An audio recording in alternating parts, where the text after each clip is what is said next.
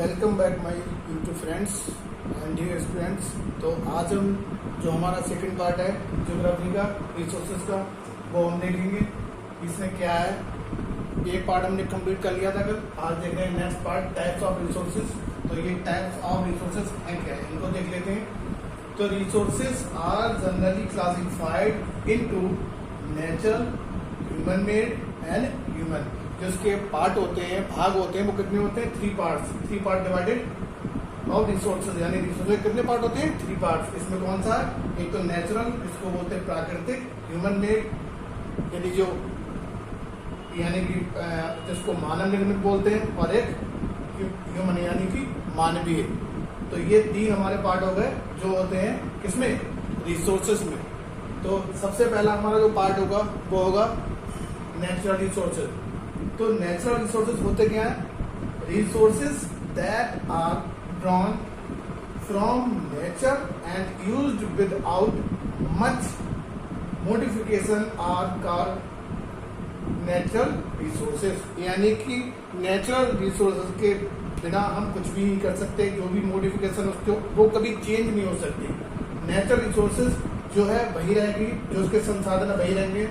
Resources that are drawn from nature and used without much modification are called natural resources. जिसको हम क्या कहते हैं? Natural resources. यानी कि ये जो संसाधन है वो कभी चेंज नहीं हो सकते, इनमें कोई भी परिवर्तन नहीं होगा ना प्रकृति के द्वारा। इसमें कोई प्रकृति तो वैसे जितने भी सारे हैं वो प्रकृति के ही अंतर्गत आते हैं, प्रकृति इनको बनाती है, मगर इनमें कोई चेंजेस नहीं होता। ये जैसे हैं वैसे ही होंगे और इसमें कोई भी चेंजेस नहीं आ सकते। तो आप इसको फटाफट नोट कर लीजिए, फिर मैं आगे बढ़ूंगा कि जो भी मैं बता रहा हूँ उसको resources that are drawn from nature, यानी कि जो किससे बने हैं? नेचर से, प्रकृति से बने, use without much modification are called natural resources. यानी जो उसके मॉडिफिकेशन को यानी बैलेंस, यानी जिसको बैलेंसिंग बोल सकते हैं, उसको सेटिस्फाई करते हैं, तो वो क्या होते हैं? Natural resources. तो आप इसको फटाफट नोट कर लीजिए, फिर हम आगे बढ़ेंगे।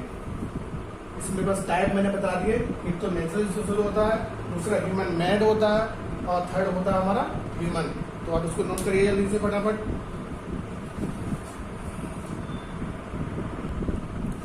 नेक्स्ट देखते हैं हम नेचुरल रिसोर्सेज। तो ये नेचुरल रिसोर्सेज में इसके जो एग्जांपल है वो देख लेते हैं। द एयर वी ब्रेथ, यानी कि हवा से हम क्या लेते हैं? सांस लेते हैं। तो the air we breathe, the water यानी पानी की हमें ये नेचुरल है, पानी तो होता है क्योंकि पानी की हमें जरूरत पड़ती है, सांस लेने की हमें जरूरत पड़ती है। इन आवर रिवर्स यानी नदियाँ, एंड लेक्स और झील। द सॉइल्स मिट्टी, यानी जो मिट्टियाँ होती हैं, मिट्टी। मिनरल्स यानी खनिज। Are all natural resources. ये जितने भी पार्ट होते हैं वो किसके होते हैं? नेचुरल रिसोर्सेज के। तो इसमें the air, the breath, the water in our rivers and lakes, the soils, minerals are all natural resources. यानी जितने भी ये पार्ट होंगे वो किसके होंगे? नेचुरल रिसोर्सेज के।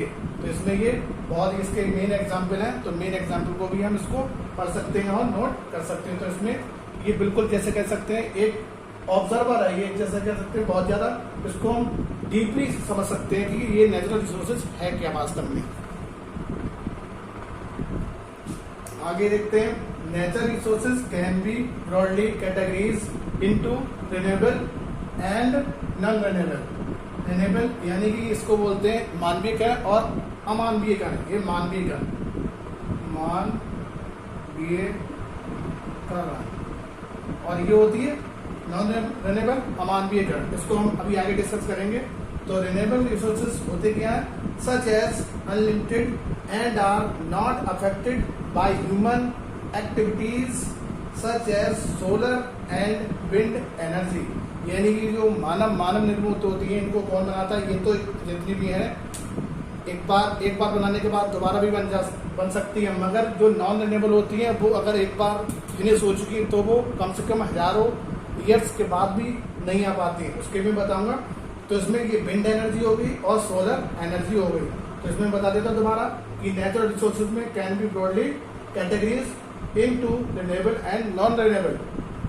मानवीय कण और अमानवीय कण। मानवीय कण को बोलते हैं renewable resources such as unlimited and are not affected by human activities such as solar and wind energy, जो मानव को प्रभावित करता है, यानी कि जो एक बार बनाने के बाद में दोबारा बन सकती है, मगर नॉन रिन्यूएबल उसको ये दोबारा नहीं बन सकती। तो इसको आप नोट कर लें।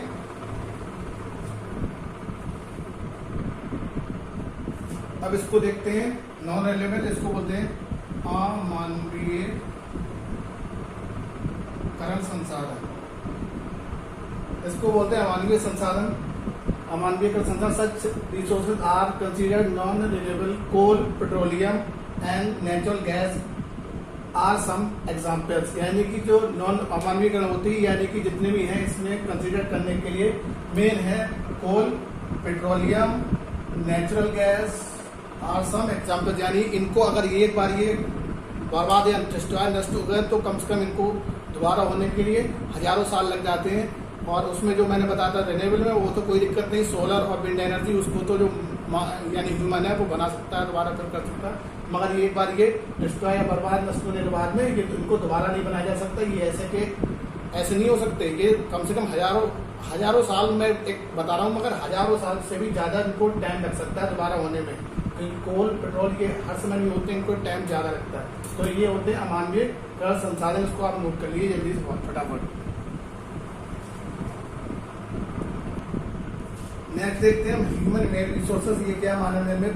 तो people use natural resources to make buildings, bridge, roads, machineries and vehicles which are known as human made resources. यानी जो ह्यूमन के द्वारा बनाए जाते हैं, यानी इसमें कोई भी इंटरफेयर नेचुरल का नहीं होता, इसमें चेंज नहीं कर सकते इसमें, क्योंकि जो भी है इसमें कौन बनाए, उससे नेचर के द्वारा ही आते हैं, मतलब जितने भी हैं एक ऑब्जर्वर के तौर पर, मगर जो बनाता कौन है, वो कौन बनाता है, ब्रिज, पुल, roads, machinery and vehicles which are known as human made resources, जिनको हम बोलते हैं ह्यूमन मेड रिसोर्सेज।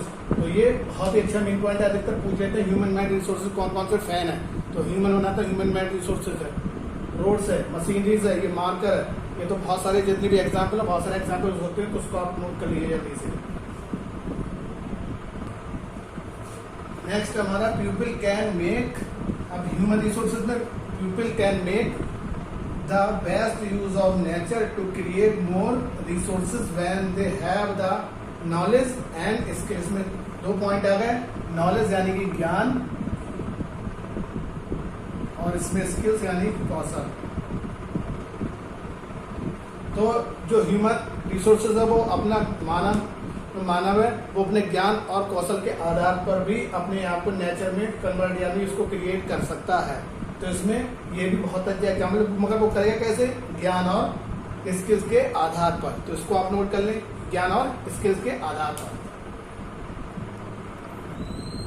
नेक्स्ट देखते हैं हम रिसोर्स कंजर्वेशन, यानी कि जो हमारा रिसोर्स कंजर्वेशन है, यानी कि मानवीयकरण संरक्षण। तो है क्या, using resources carefully, giving them ये दो बार लिख गया, देम टू गेट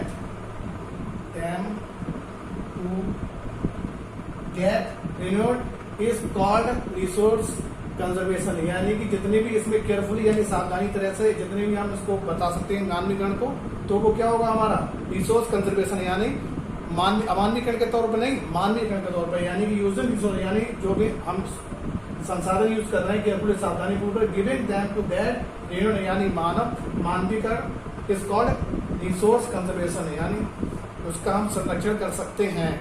जैसे मैंने इसका आपको एग्जाम्पल बताया था, यानी कौन सा, विंड, और दूसरा कौन सा बताया था, सोलर।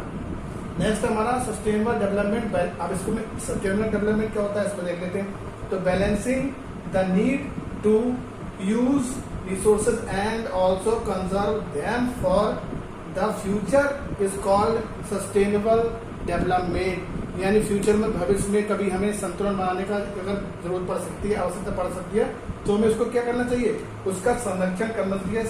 कंजर्व किसका, स्रोत का, संसाधन का। हमें कभी किसी भी बैलेंस या सब्जा भी अभी कोई संतुलन बनाना, तो उसका ऐसा नहीं है हमें पानी पीना तो हमें वाटर की जरूरत है, वो भी क्या है, एक संसाधन यानी कि रिसोर्स है। तो उसका सस्टेनेबल डेवलपमेंट यानी कि हमें उसका क्या करना है, उसका कंजर्व करना है।